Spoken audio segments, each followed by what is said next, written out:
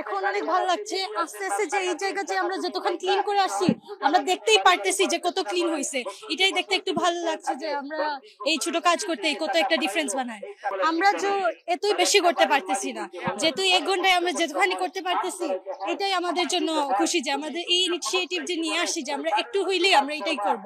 আর ফিউচারে যতক্ষণ পারবো ততক্ষণই আমরা অন্য জায়গায় বিভিন্ন জায়গায় এসে আমরা এইভাবে চেষ্টা করবো। সবাই যে একটা থাকবে যে সিলেটি আমাদের শহর, আমরা এখানেই জন্ম হয়েছি আর এই জায়গাটা আমরা একটু ক্লিন করে রাখি। আমরা এখানে মেইনলি এসেছি হচ্ছে একটু ময়লাগুলো পরিষ্কার করতে, কারণ আমরা চাই আমাদের সিলেটের এটা অনেক সুন্দর করে রাখার জন্য।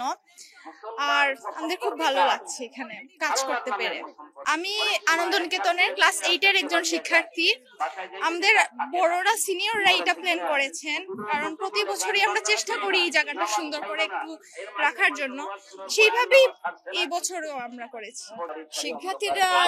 শিক্ষার্থীরা যাতে আমাদের চারপাশের যে কন্ডিশন সেটা সম্পর্কে একটু ভালোভাবে একটা ধারণা পেতে পারে, তারপরে একটা গণসচেতনমূলক একটা প্রকল্প এসে আসলে এটা ইনিশিয়েটিভটা আমরা নিয়েছি। তো তা দেখে আমরা চাইবো সমাজের অন্য স্তরের মানুষরাও এগিয়ে আসুক, পাশাপাশি আমরা স্কুল কলেজের শিক্ষার্থীদের বলবো যে ওরাও এগিয়ে আসুক।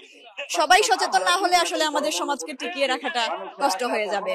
আর সিলেট শহরে এখন প্রতি বছরই বন্যা হচ্ছে, সেই পলিথিন ব্যাগ আর এইগুলোতে সবচেয়ে বেশি সমস্যা, পানি নোংরা হয়ে যাচ্ছে। তো আমি চাইবো যে একটা মেসেজ, অ্যাকচুয়ালি এটা সচেতনতামূলক মেসেজ, যাতে সবাই পায় যে সব ছাত্র ছাত্রীরা এগিয়ে আসুক, ওরাই ভবিষ্যৎ শহর গড়ে তুলবে, ভবিষ্যৎ দেশ গড়ে তুলবে।